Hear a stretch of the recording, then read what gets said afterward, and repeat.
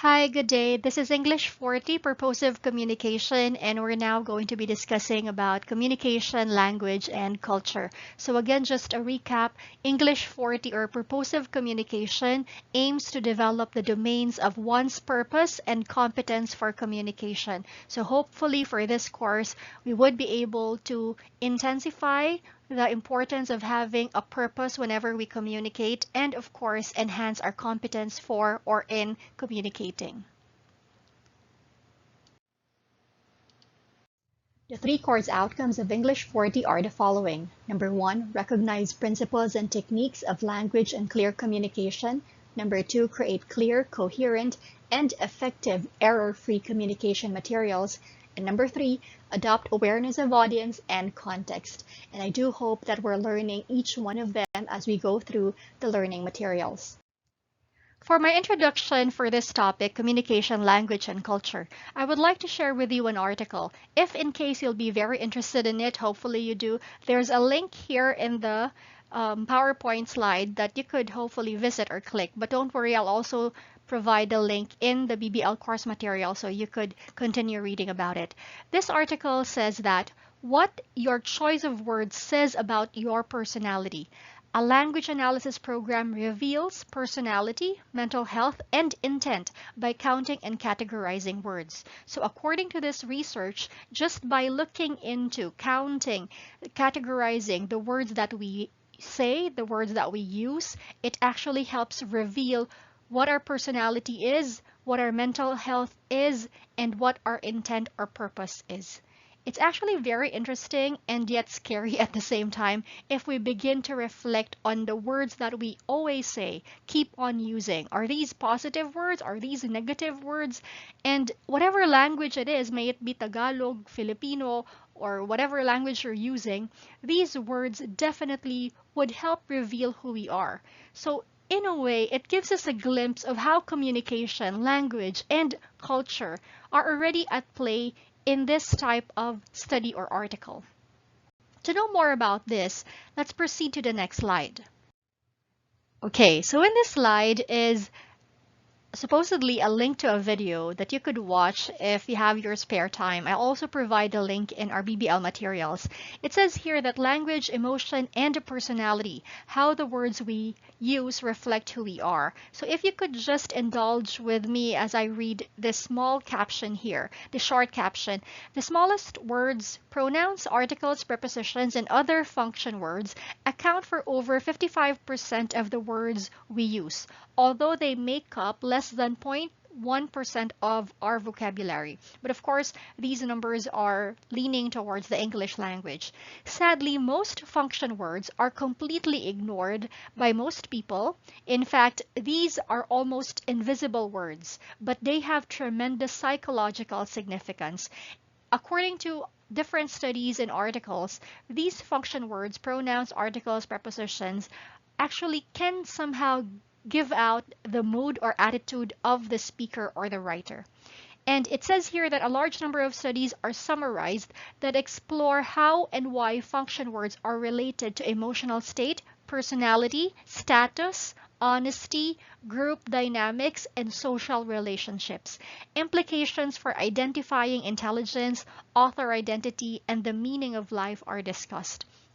So here it's just so refreshing, or maybe for me it's so interesting how words are truly powerful. We usually take words for granted. If whatever language it is, English or Tagalog, we usually just think salita lang yan, words lang yan. But actually these words, whatever we choose to use in our communication, definitely would reflect who we are. So communication, language, and culture always at play. It does not only reveal what we want to say, it also reflects the culture that we grew up in or we somehow value or practice.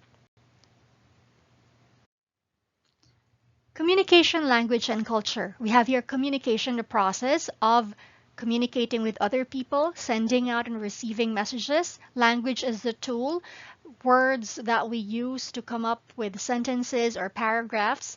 It could be English, it could be Filipino, it could be Bisaya, it could be French, whatever that tool is used in communication, would reveal the culture, and also not only reveal the culture in how we communicate and use the language, it would also pass on the culture. It would somehow preserve whatever culture it is that is embedded in the way we communicate and the way we use language. So looking at this figure here, you would see art, drama, attitudes, belief, culture, food, faith, religion. All of these are part of culture that are embedded in the way we communicate and the way we use the language. How we communicate reflects our culture. Points for reflection would be, how do I communicate with others, verbally and non-verbally in various contexts? Verbally meaning the use of words, and then non-verbally without the use of words in different contexts, with friends, with family, in the academe, so different types of context. Is there a sense of consistency in the way we communicate with others? How do I communicate with myself?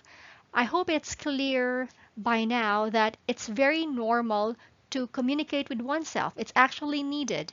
So how do we communicate with ourselves? Do we tell ourselves good things, bad things? Are we forgiving to ourselves, or do we always punish ourselves or condemn ourselves? So how do we communicate with ourselves? What language do I use? Do I use English? Do I use Filipino? Do I use positive words? Do I use negative language?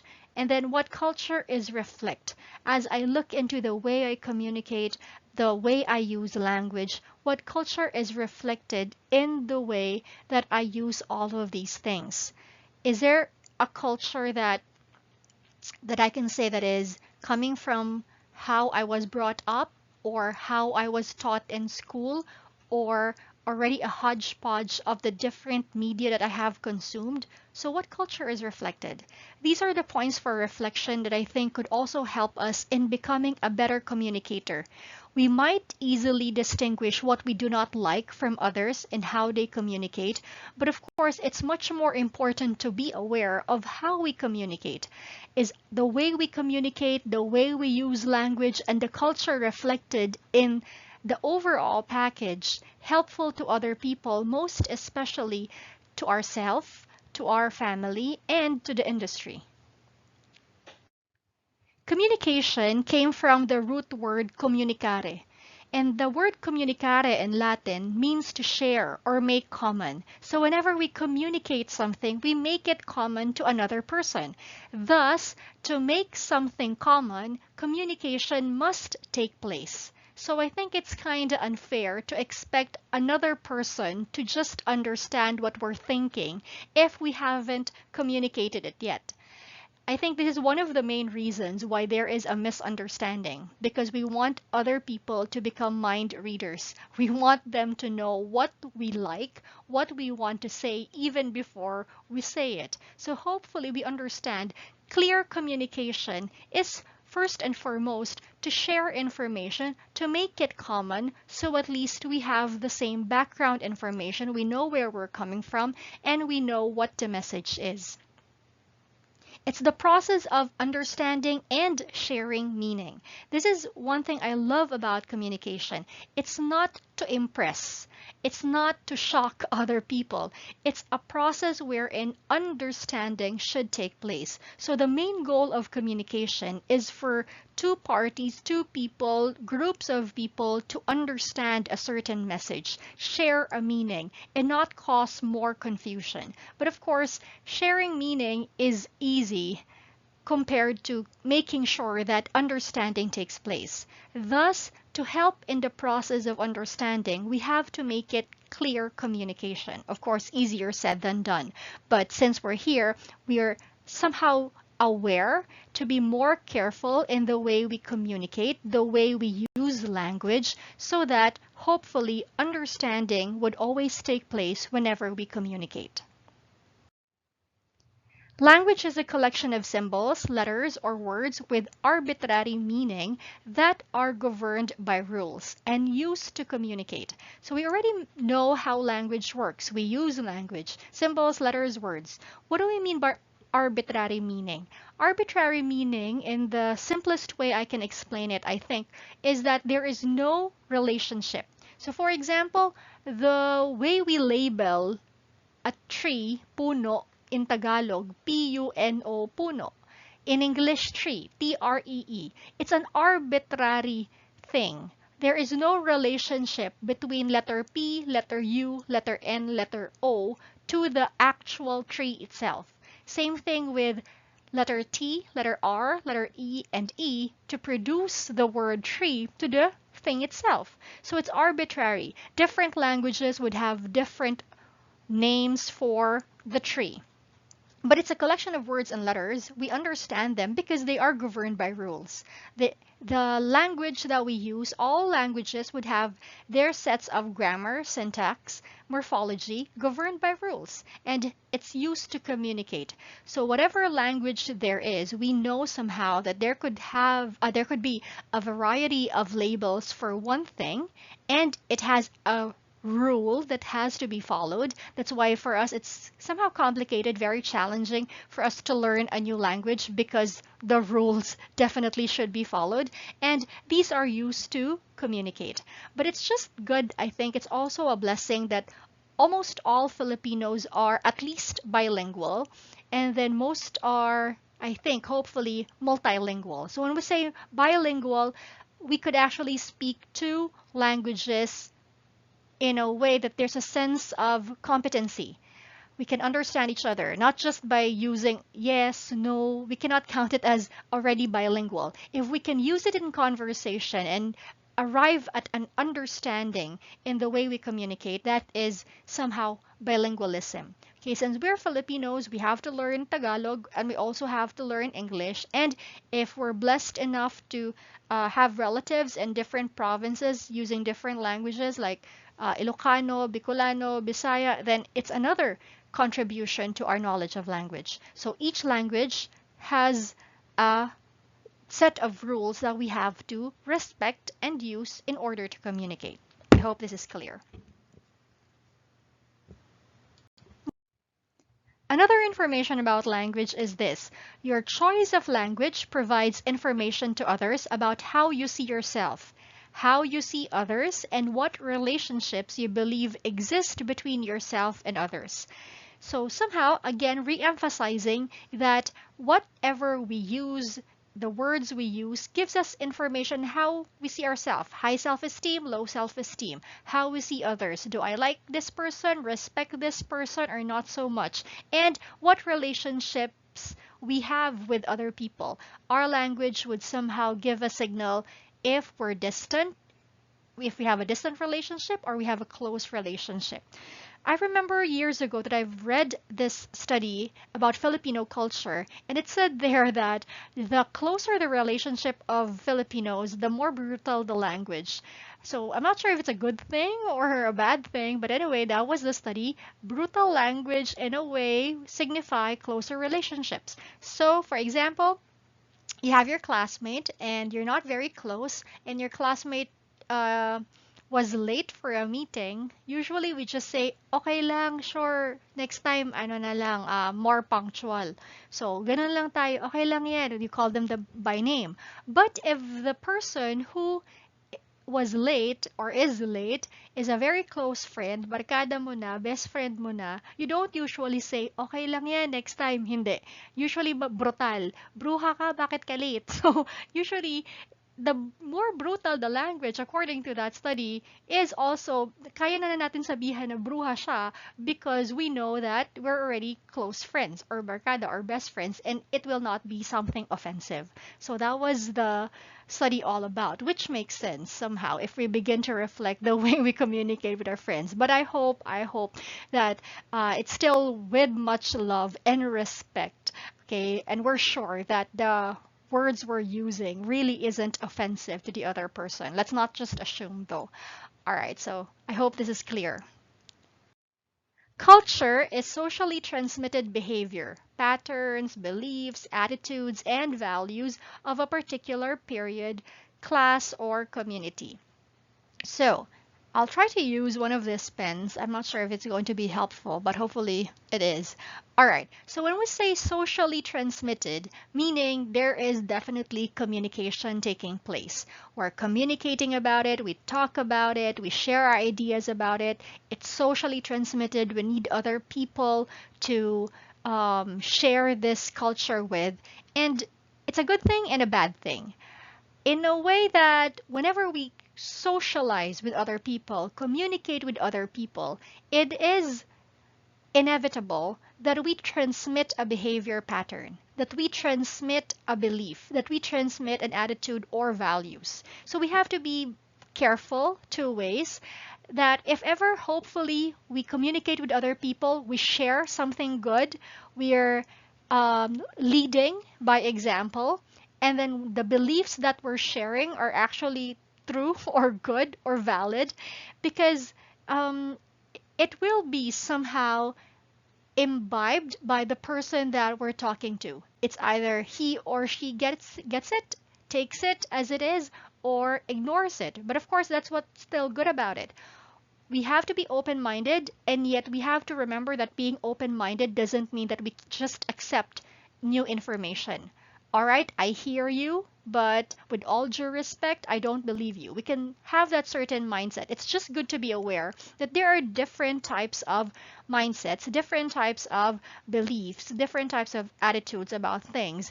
And it's okay to talk about it, but we have to also guard ourselves from certain patterns of behavior, beliefs, attitudes, values that might be harmful to us.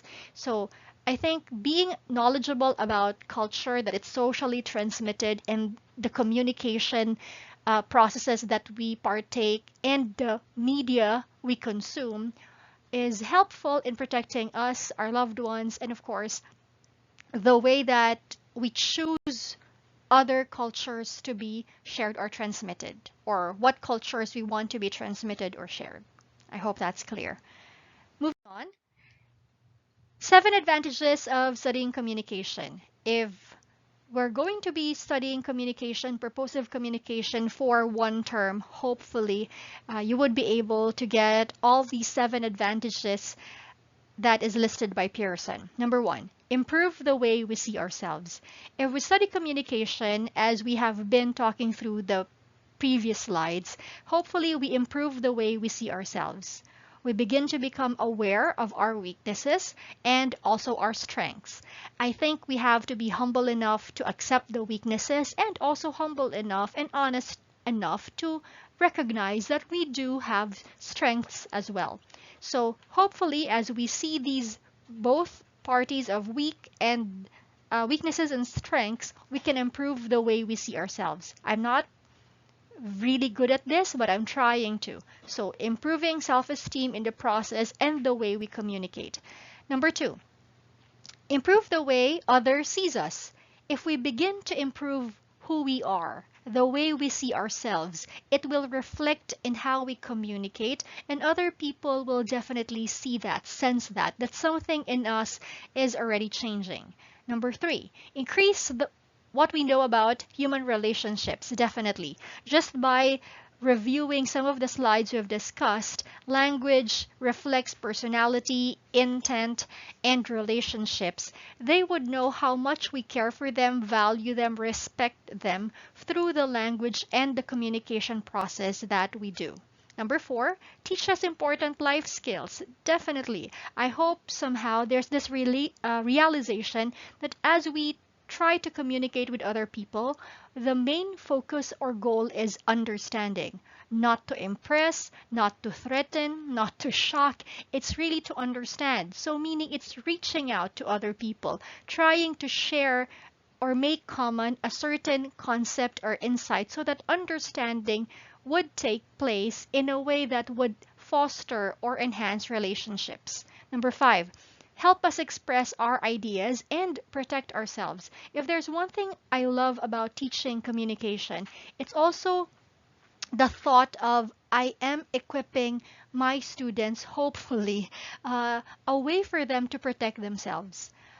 Of course, I don't want you to become aggressive. I just want you to have this certain ability and mindset that you have a voice, you can share it properly so that others would listen to it well.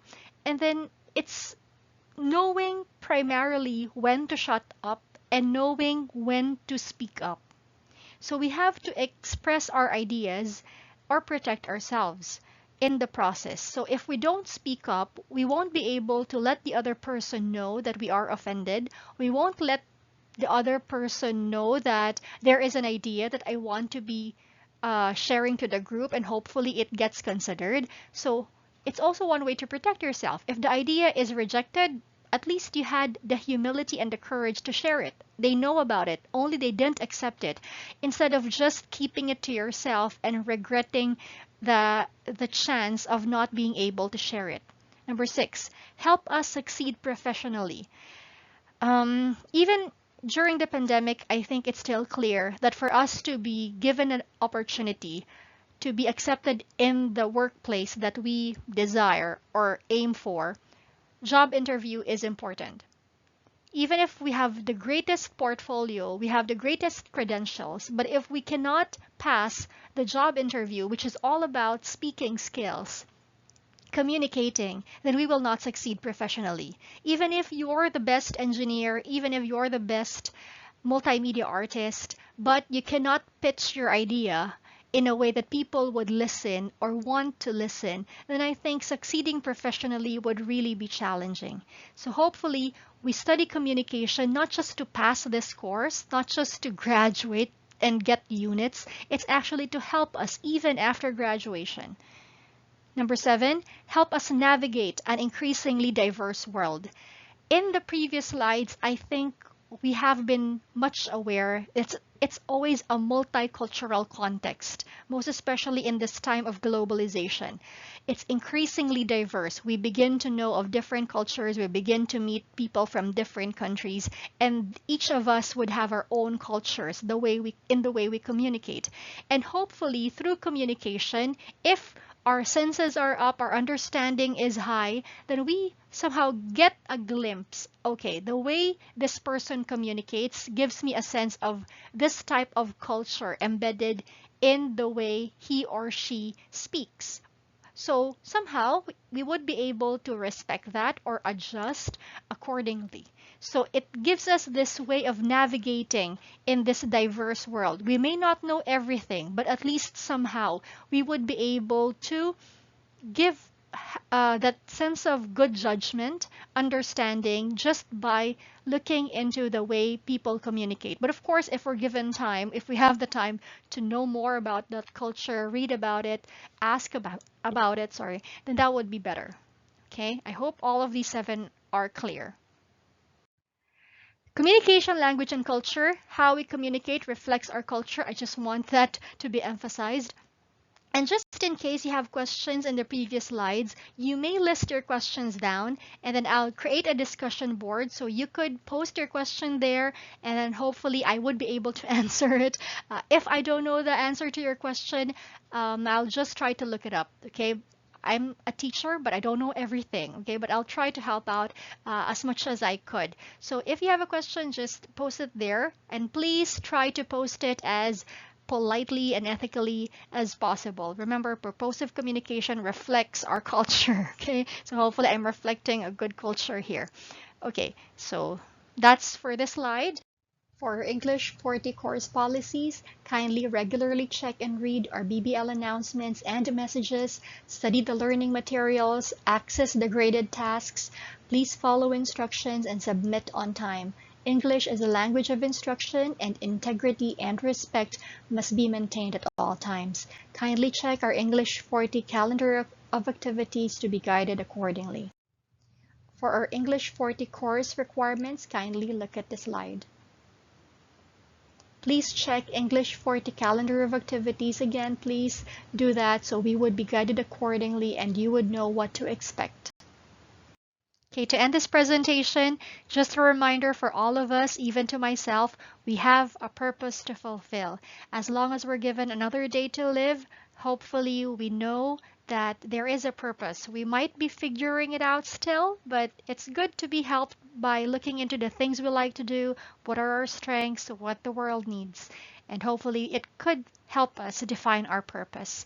And then hopefully, as we talk about communication, culture, and language, we don't just listen to reply, listen to understand.